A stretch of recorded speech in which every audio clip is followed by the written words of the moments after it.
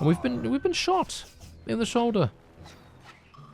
Well, again, it is his left arm, so I suppose it doesn't matter, you know? Doesn't matter at all. He could get shot in the face for all I care, because his face doesn't matter either. I'm obviously just kidding. Hello and welcome back to our Duelist adventures. We're going to be going into a fight against some outcasts. I actually wanted to do this fight by myself. Unfortunately, Mr. Carfid decided that it would be a better idea for him to come along, and, well, you can quite easily see why I'm not exactly pleased about these turns of events, because, I mean, literally, it makes everything so simple. I mean, look at what he has in his army right here. I mean, he has one Ascendant of Wrath, which we've found out is not exactly the most powerful unit ever. It is quite balanced in the way that it's geared, because obviously it doesn't have a shield or anything like that. But we're just going to tell everyone to charge in here. What else is he actually using? He's got a couple of Oathsworn, he's got some Falksmen, he has some Horsemen and everything. Oh, hello. Well, this is problematic.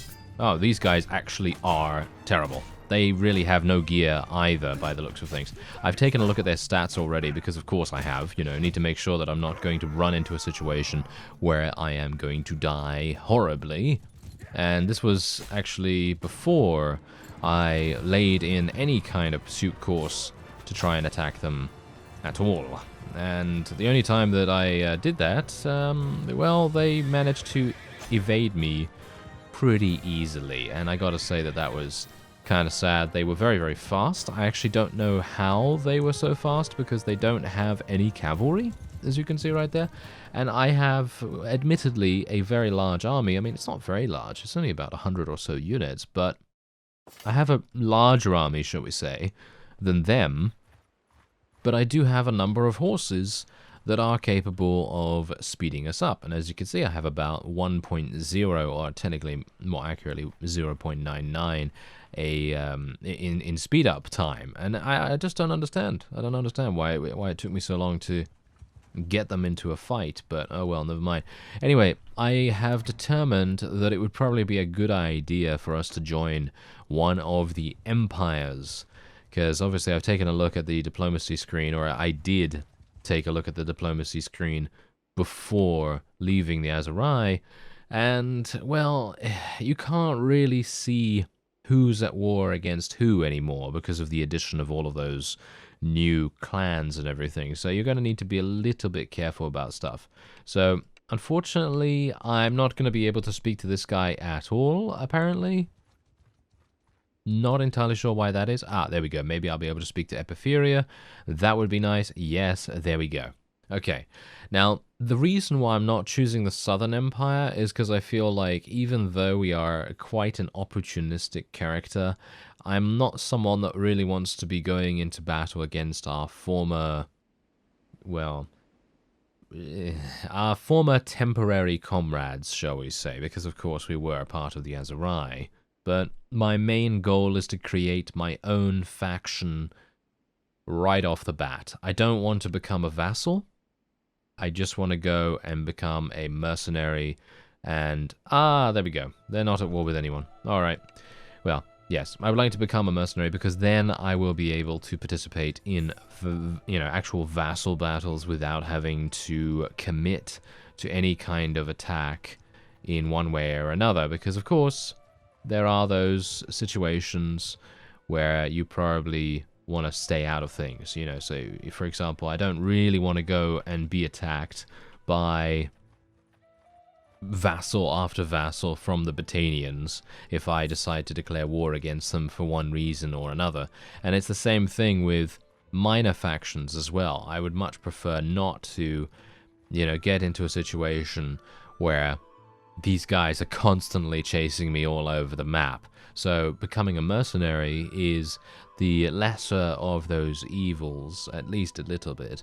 We're going to talk to the army leader here, and I would like to enter into the service. Yeah, my sword is yours. 50. Well, here's the thing. I don't particularly care about the gold. All I really want is to fight. That's it. I just want to fight at this point. Oh, we're up against the Southern Empire. That's actually hilarious, considering the Southern Empire has been doing quite a bit of dismantling in Aserai territory, and I'd like to take the fight to them again, if at all possible, and it seems like that is going to be giving us an opportunity to do, which is great, so that's fantastic. Anyway, I'm going to have a look at, apparently this was taken just now. Was that taken just now? I'm actually not entirely sure. Ah, there is actually a tournament going on here. I will be continuing to do tournaments as much as I possibly can, purely for the fact that I want renown, and this is probably the easiest way for me to get renown. I don't really care about the money either at this point either. We've made a pretty significant amount of money just from existing in the game world, pretty much, and not really having too many difficulties with that. I'm actually doing all right with my spear somehow. I'm not entirely sure how that was possible, but yeah, I seem to be doing all right with it. Unfortunately, I think I'm probably going to die. This is... Oh, nice. Okay. Oof. I was very, very pleased that we took out the wild... Ooh, dear. Oh. Okay, this might be problematic. Has he killed the other one? Yes, he has. Okay, Vlandian armed trader. Let's do this. I would have preferred a Vlandian-legged trader. Yes, what a wonderful joke that was. Do you get it? If you do, then I apologize. Anyway, let's see. Get him. Get him. Can we get him? Never mind. Apparently the Destroyer of Worlds was on my team.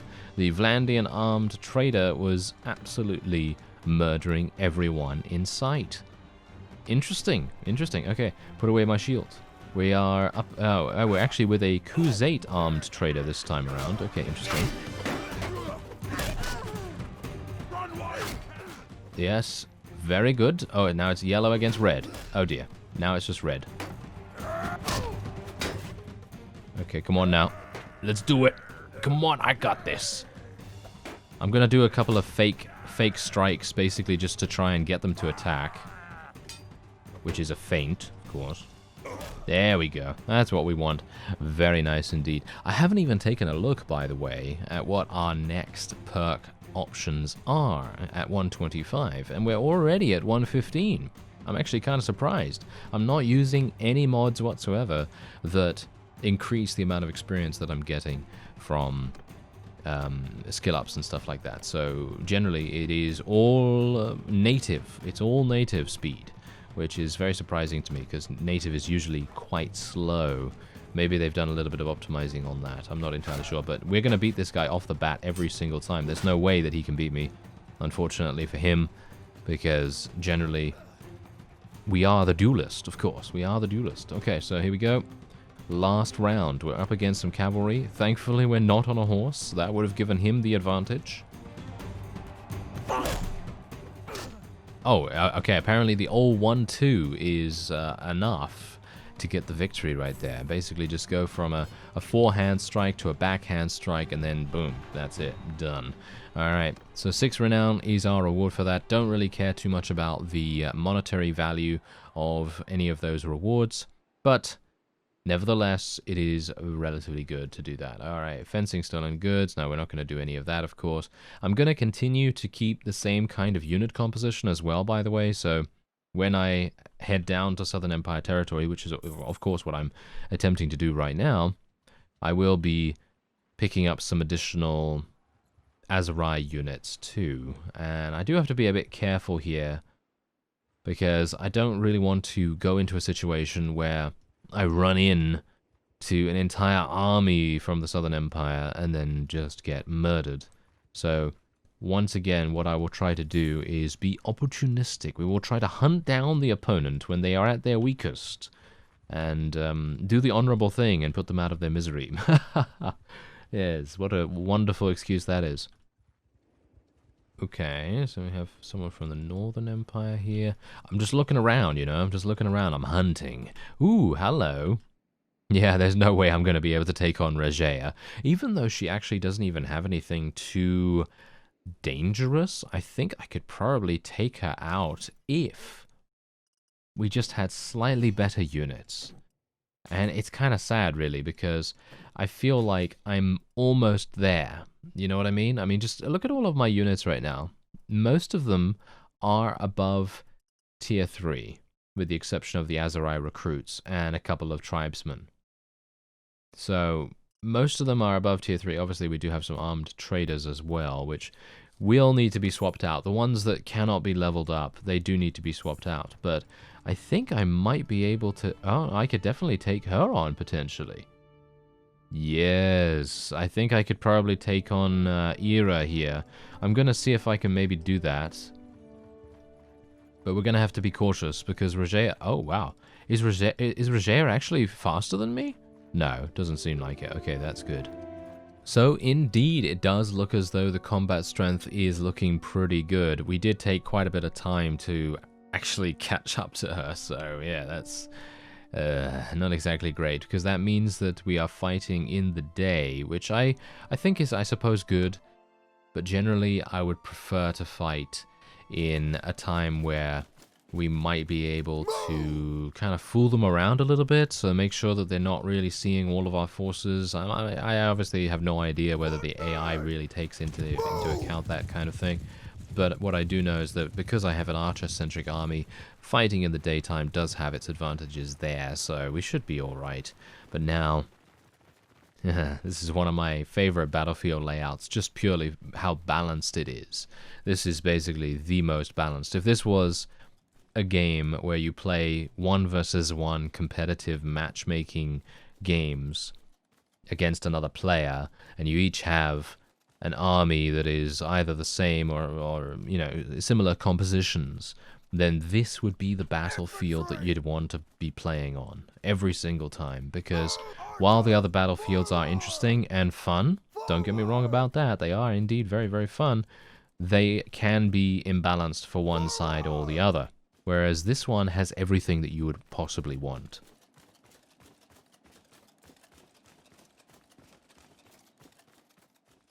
Ah, and it seems like our opponent is just standing in the middle of, well, their spawn area, pretty much. This is such a headache for me, isn't it? Ah, dearie me. Okay, I actually would prefer them to start attacking.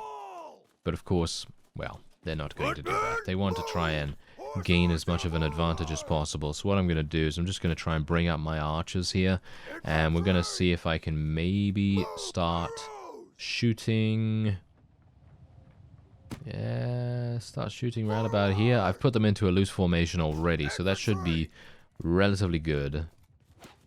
And let's get our cavalry over here as well. Bear in mind, no shield. I don't have a shield. How many archers do they have?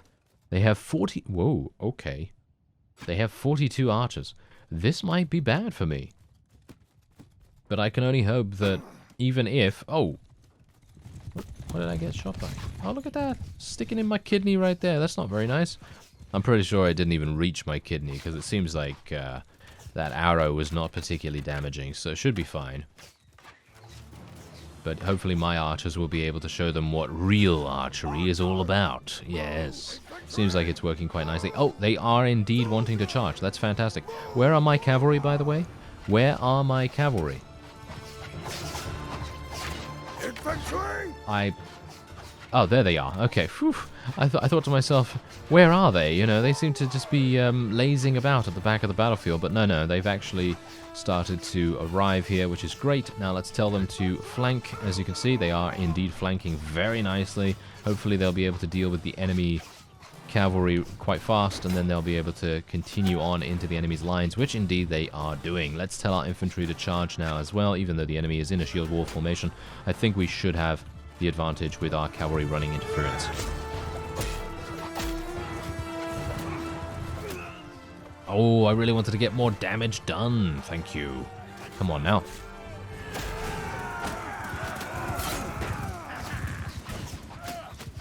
Oh, you know, I gotta say, I actually absolutely love the dynamic ways that enemies can die in Bannerlord, because that's the one thing that is a huge upgrade from Warband. Even though Warband did have some extremely funny ragdolls, Bannerlord does have those sometimes, but they die extremely should we say realistically? Maybe, I'm not entirely sure whether I can use the term realistic to describe it, but generally, if they get hit in the head or in the neck or in the upper portion of the body, then their ragdoll is going to have the force of that attack actually take into account what kind of animation is going to, you know, go through. And it's not a canned animation in any way. It's completely dynamic. It's completely freeform in the way that it happens. And it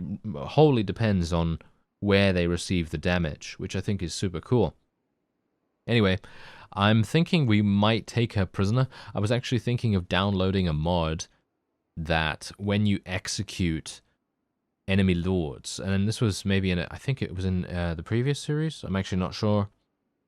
But anyway, when you download a when you download a lord, yes, when you download a lord, when you execute the lord, you get their gear. That's what I was wanting to say. But that would have been, I mean, that makes sense. You know, that's realistic, but it is pretty, shall we say, powerful thing to do. So probably not going to be something that I'll take unless we set up some kind of challenge where basically I'm only allowed to gear myself from loot from bandits and enemy lords and stuff like that. So if I'm actually capable of taking an enemy lord prisoner and then executing them, then I will get their gear, and that kind of makes sense in terms of a realism/challenge sort of way, which I think could be quite fun. I think that seems like a pretty fun way to go, and not going to the marketplaces. That's what I'm talking about. So just basically not going to the marketplaces whatsoever and literally just looting everything that you can and getting various pieces of high-tier loot from enemy lords. That seems like a pretty cool idea to me, but we'll see. We'll see how that goes. Anyway, I did get a new helm, as you can see right here, which is slightly better than what I was wearing. And is there anything else here? It's highly unlikely. Yeah. Highly unlikely, but still, you never know. Might want to check sometimes. Okay, so we're going to have to be a little bit careful here. Who's this guy? I'm wondering whether he has slightly better units than the previous person that we fought. So let's have a look. Yeah, okay, so here's the thing. I don't think I'm going to be able to beat this guy, but I'd like to try. That's the problem. We have exactly the same amount of units. I don't know, I'm a bit worried about it, to be honest. I'm a bit worried about it. Okay, so let me actually just see real fast. Is he faster than I am? No, of course not. Okay, we are, of course, much faster than he is. Okay, what about this guy? We might... Okay, let's just take a quick look at the other people in the area and see who is potentially the easiest. Okay, here we go. This is exactly what I wanted to do. So this guy, obviously, as you can tell right here, he actually has a pretty decent, pretty decent combat strength. I'm a bit worried. I'm a bit worried about it, but we are fighting on the most balanced map in the game. We're on the other side this time around, so we're going to have to go over... I actually don't know where the AI prefers to go. Generally, I prefer to go left in this case because... This is the particular section of forest that I like to go into, this one right here. That one over there has always resulted in a lot of death for me. In historically, I've not done very well there. So generally it's a better idea for me to come over here. I don't know whether I'm just being superstitious, probably. But I kind of want to stick to where I know I can do relatively well. They are getting a bit of position on me there, though, which is not exactly great. Okay, let's tell my people to go into a loose formation, tell my archers to do that. As you can see, however, the enemy is already going into a circle formation. Not entirely sure whether I agree on that, because, of course, a circle formation... Really? Circle formation right now? I have very little cavalry in comparison to archers, so I don't know why they would open up some of their backs to my overwhelming might. And we've been shot in the shoulder. Well, again, it is his left arm, so I suppose it doesn't matter, you know? Doesn't matter at all. He could get shot in the face for all I care, because his face doesn't matter either. I'm obviously just kidding. Bruce is a fantastically handsome-looking fellow, is he not? Especially if you want someone to replace Santa anytime soon. I mean, it is December, so that, I suppose that does make a bit of a difference. Anyway, let's see if we can get our cavalry into a nice sort of little flank. Once again, I'm playing a bit of a commander-type character here.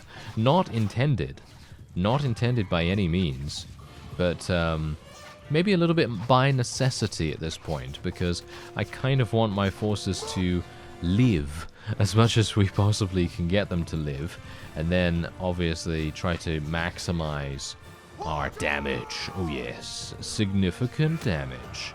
Alright, I'm just taking these crossbow bolts like candy, and did you see that? I used the horse of the cavalry there, just at the very end of this guy's preparation to shoot me, to try and block it, you know. So, you know, I do think about those kinds of things. I feel like I've gotten a lot better at that in the years that I've played Warband, because that's what you can do. If you're, you know, playing with a two-handed, or if you're playing like me and you're role-playing a duelist of some kind, then using the enemy's comrades as your own shield, especially if the comrade is not actually shooting at you at the same time. If they're both shooting at you, then, well, good luck. But, you know, if only one is shooting at you, then you can try to use the other one to block his line of sight, which has actually proven to be very effective in the past. And as you can see, there you go, another wonderful victory for us. We're actually getting massive renown rewards for this as well, which I am extremely pleased about. We're also getting 6 morale, which I very much want. Basically, what I'm attempting to do right here is, well, we're going to take him prisoner, of course, but what I'm attempting to do, for the most part, is just try to get as much morale as possible. I want to try and get enough morale so that I will be able to start leveling my leadership skill without having to really worry about it. So without having to force myself to, you know, try to focus on it even more than I already am. That's the kind of thing I would like to go for. Ooh. We have a potential for a rather wonderful unit. Let's actually have a look here. Okay, so these guys are not exactly fantastic. I don't even know what this guy's using. What is he actually using right now? A light royal mace. He's actually using a shield. Alright, okay. So I'm going to be leveling up the Wrath Fanatic as soon as possible into a Wrath Flagellant. And then he's going to become a Blood Brother, Death Brother, and then Doombringer. Okay. I'm not sure why they changed it from Brother, and then Bringer. Oh well. I suppose Doom Brother was taken, maybe. Someone else had that name. Anyway, let's go and get these guys. We'll get the Imperial Veterans as well. And you may have noticed that I got rid of the Tier 6 unit. Well, that's obviously on purpose. I didn't really want to lug around Tier 6 units and slow ourselves down by a considerable margin for nothing. You know, it kind of makes sense. Alright. I don't even know why I'm looking at shields, by the way. I just automatically look at shields because I'm thinking to myself, do I need an upgrade? And then I realize that I obviously do not need an upgrade. Thank you very much. Oh, now ooh, wait a minute. Okay, I've already said that I don't want to wear any other armor. And this is only slightly heavier, but it does give me more protection on the body. And as you can quite clearly tell, it does give us a total of 2 extra armor. So I'm not sure, actually. I'm not sure whether this would be something that we should use. Should I use it? I'm gonna use it, why not? We don't have a shield, we need all the protection we can get, right? And I mean, it's not exactly super, you know, super heavy or anything like that. It's not like, you know, 20 in weight or anything. So I guess it's possibly acceptable, possibly somewhat acceptable at the very least. So okay, does Najun need a new helmet? No, I think no, he's using a fantastic helmet. All right, so let's not leave without taking all the loot. Thank you very much. I generally tend to forget when I'm actually in those kinds of looting screens, that it's actually a looting screen and not a marketplace. That's why sometimes I forget to take the loot, because I initially think to myself, oh yes, I'm done shopping, so let me just leave. That's the kind of thing that I'm thinking about right there, instead of adding the entire inventory of the merchant to my shopping bag, basically. But yes, let's not do that, thank you. Alright, so we've taken out a relatively decent amount of people. I'm pretty happy with it. We're leveling up our forces somewhat as well. And if we do come across some bandits, then obviously I will attempt to murder them as fast as possible. But my morale is going down very fast. Why is my morale going down?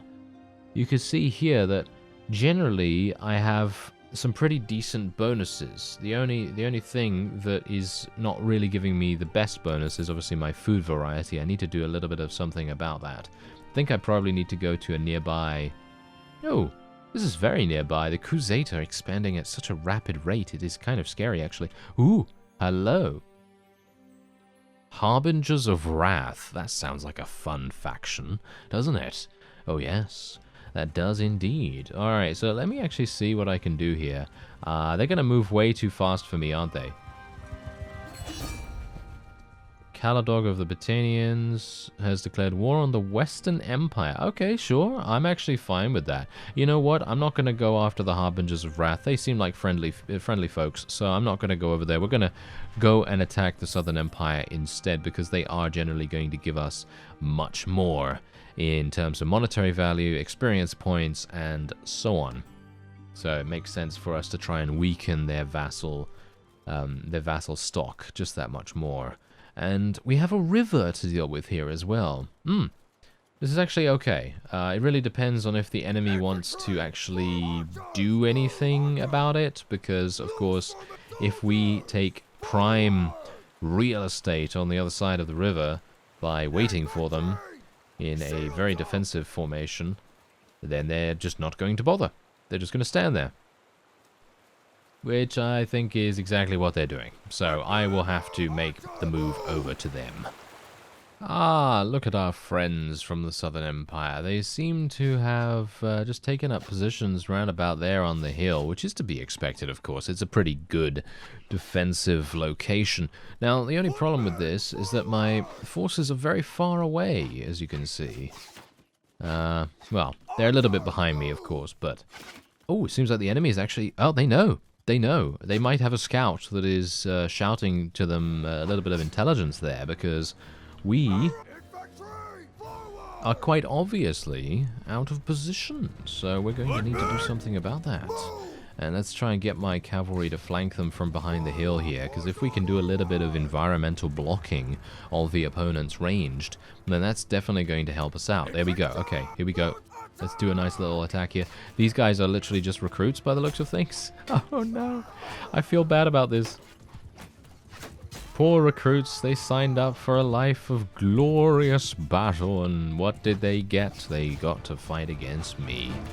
Well, that's just not very good for them, is it? But maybe I can do some damage. Oh, did you see that? That was a jump and slash. We're not really able to do jump and slash that much in Bannerlord these days because of the way the new physics works, because jumping is generally not very floaty. In Warband, you would get a pretty good amount of lift by pressing the space bar, but in Bannerlord you feel heavy, you know, you feel pretty heavy, so that's why there's not so much jumping and slashing going on. But it was a signature move of the Bear Tilds back in the day and the various other characters that I play as. But yeah, anyway, 2.4 morale, 3.9 renown, and I will be going over to Phykeon in just a second and trying to... Do I have enough space for all of these? Yes, I certainly do. Alright. But yeah, we'll be going over to Phykeon in just a second and seeing what's going on. I'm going to just take a look at some of the armor that we gained here. Nothing to write home about. And once again, I almost forgot to take the loot. Great. Fantastic. Anyway, we're going to go into the little town here and see if there's any food variety available. In my other game save where we were doing the Iron Man challenge, I spent quite a lot of time at Phykeon, and there always seemed to be a pretty decent amount of food here. And that seems to be the case, but not that much, unfortunately. So we're just gonna buy a whole bunch of this. There we go. And that's all I really want. Okay, so yeah, now we've doubled our food variety morale bonus. Oh, Cult Militia.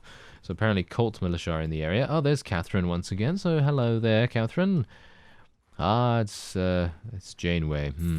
Yes, it might be. Who knows? Yeah, it's a different spelling, of course. Alright, so there's another person from the Southern Empire. Might be cool to take them on, but I'd like to... You know what? Harbingers of Wrath. I'm actually just going to take a look at them real quick, because I'm kind of intrigued to see what's going on with their units. She's pretty good in terms of her statistics. As you can see, she's got Deceitful, Sadistic, and Fearless, however. She has Fearless, so that's pretty cool. Alright, what kind of units do they use? Can I see that? Wrath. Ah, we've seen those guys. Yeah, we have one of those in our party here, don't we? I think somewhere at the very least. Can they? Yep, there we go. Wrath Fanatic, fantastic. So yeah, we can actually level up some of those. That's going to be fun. I think they're going to level up into some pretty powerful frontline infantry, which I'm very much looking forward to. Okay, I'm going to get rid of a couple of these armed traders because generally they can't really level up that much. And while they do have decent enough stats, the stats are nothing to write home about, as you can see, so it's going to be easy enough for us to get rid of some of those. And now we do have another person over here that will probably end up fighting, but I think for now that will be it for this episode. If you enjoyed the video, then please leave a like, and otherwise I thank you very much for watching, and I'll see you next time.